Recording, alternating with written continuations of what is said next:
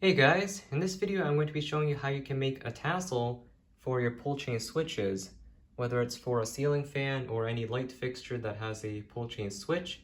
This will do the job. Now the reason why I wanted to make a tassel was because I have a couple ceiling fans that don't have an end piece for the pull chain, so there's a little stub coming out of the switch, just a little bit of chain, and that's not really practical and it doesn't look the best. So I thought I'd make a tassel, and rather than trying to go out there and even finding a tassel nowadays is pretty difficult, I figured I'd gather some supplies and make my own. And with it being a DIY project, you get to customize it to any color you want. And this was my first one. I tried it out, and I think it turned out pretty nicely. And the best part is this costed me less than $1.50 Canadian to make, which is a lot cheaper than, I'm sure, trying to go out there and find a manufacturer tassel. So I'm going to show you how to make one, and here are the supplies you will need to make one yourself. So I have this bag of pull chains which costed me around 10 bucks, which I know is more than what I said for this project, but keep in mind that if you were to divide the length among the individual chains you're going to use, this is about 1 foot section of the brass pull chain here, and this is approximately like maybe 50-75 cents worth of chain, so not a whole lot if you think about it. You will need an embroidery floss. This is I forget if there's a color to it, but it's a kind of a golden brown color, which in my opinion looks really nice on tassels. You will need a very short length, well, not really short, but maybe a few inches of twist tied metal. So basically what I did was I took a piece of twist tie and stripped the wrapping off of it with a wire stripper. So you have just the bare wire. You will need a sewing needle, scissors, pliers, and some kind of a protective cloth to protect the needle. And I'll show you why that's needed later on. So without further ado, I'll show you how to make one. Alright, so the first thing to do is pick how long you want your tassel to be.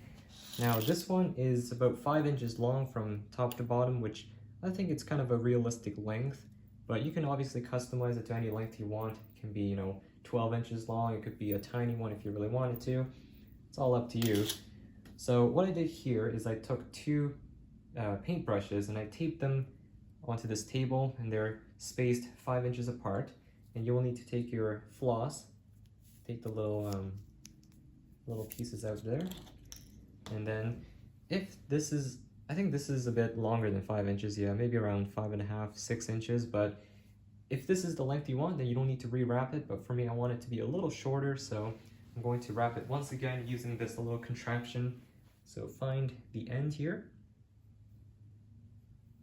and then, yeah, it's okay if it drops, and then place it, oops, drop the whole string there. Place one end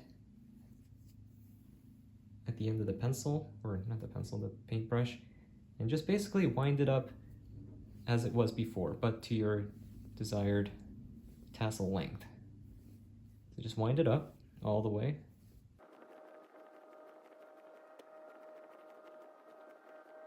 All right. Now when you do it, make sure to secure the paintbrushes a little bit better because it kind of collapsed inwards as I was tightening. All right, and carefully take the newly wrapped tassel off. Well, it's not really a tassel yet. Make sure you don't lose that loop. Set it aside. Next thing you want to do is simply undo one full turn of the bundle here. You can do this before taking it off those paintbrushes if you like, and trim it off. And you'll need this for tying the top in just a bit. So set that aside. Next thing you want to do is you want to take your length of chain and make sure that you're working with the side that doesn't have any splicer on it. So in this case, not this side, but you want to work with this side. So what you want to do is take the twist tie piece and tie it around the second connector from the bottom just once, and make sure the chain is lying in the middle of the wire there. So do that, wrap around once, and make sure it's around there tightly. Just like that. Next thing you want to do is take your bundle and right about halfway stick your chain inside of there. Hey guys, I'm just quickly popping in here while I'm editing this video, and I do apologize for the very bad framing in this segment of the tutorial, but I'm going to go ahead and add a few pictures and captions to hopefully help out in this segment where the framing was not so great. And then carefully wrap or tie the twist tie around tightly. And be sure you're capturing all of the strands. And then go around it. Make sure it's nice and tight. And then feed the extra end ball there through the tassel. It's kind of hard to do this on camera. But trust me, when you're doing this without trying to record a video, it's much easier. So press the that end ball close to the wire as possible.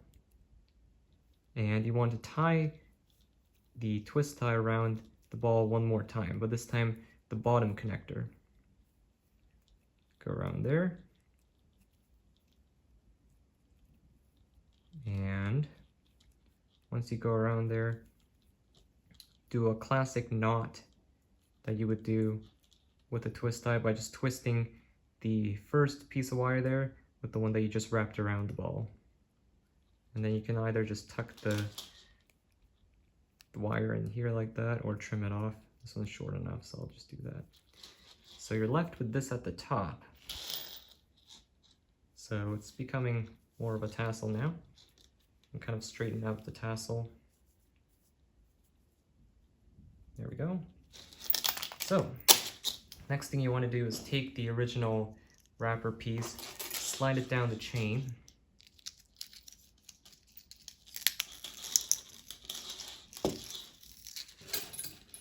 And slide it down the tassel and let it come out about maybe 3/4 of an inch, but this may depend on how long your tassel is. You have to kind of keep the proportions in mind.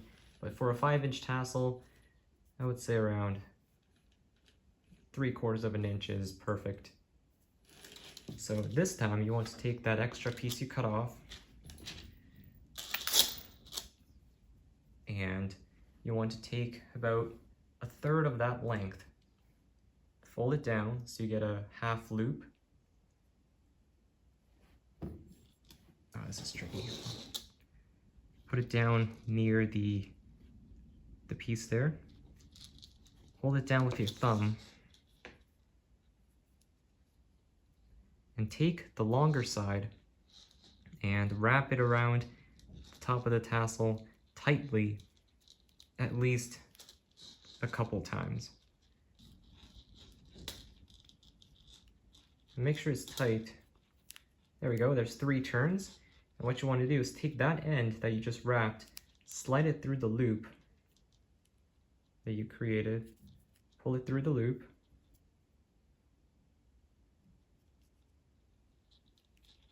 come on, there we go, and take this end, the other end, slide it up until it pulls the loop closed,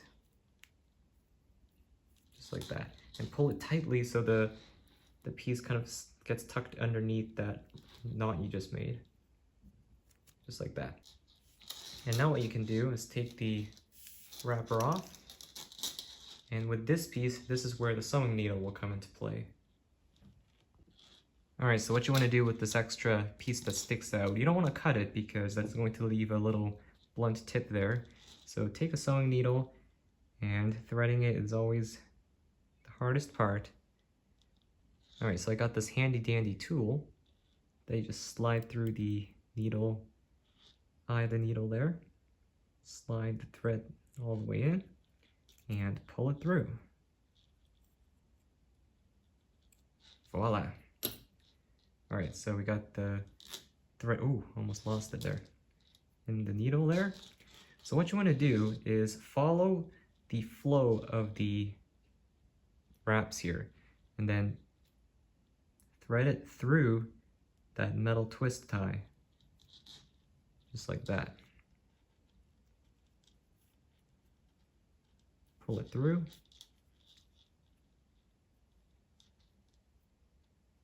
Come on, there we go.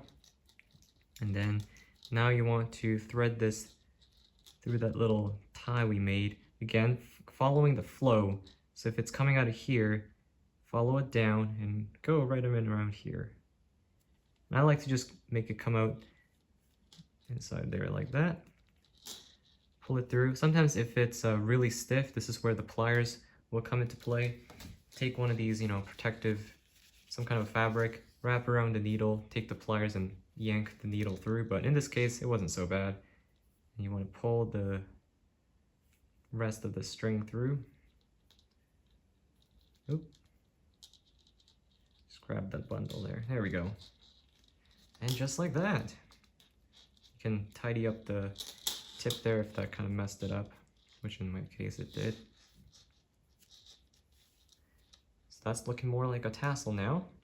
So next step is to take the loop, make it tight, find out where the center point is. You want to take your scissors and go in and cut the loop open. Just like that. Kind of comb through it with your hands, your fingers rather. Oh, looks like I missed one. All right, so there we go.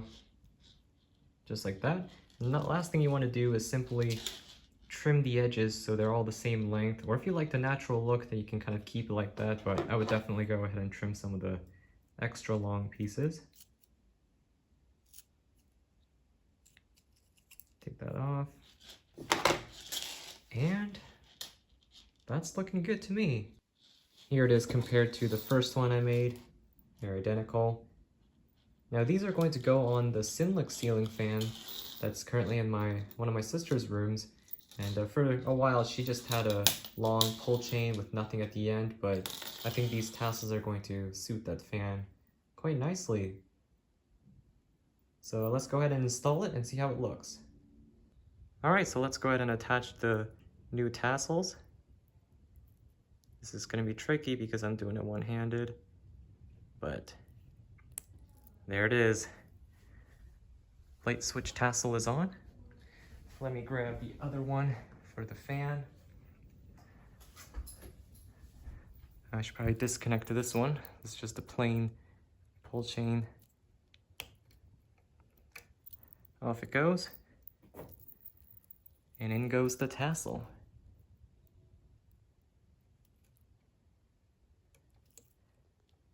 Come on. All right, and here it is.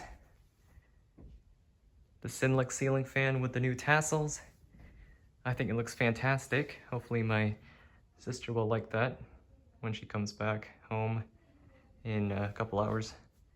So anyways, let's go ahead and apply power to it and we'll test out the tassels when we go ahead and tug on them. She's got a red light selected for that color changing bulb. So let's go ahead and test out the light tassel. Yep, handles the tug just fine. And the fan chain.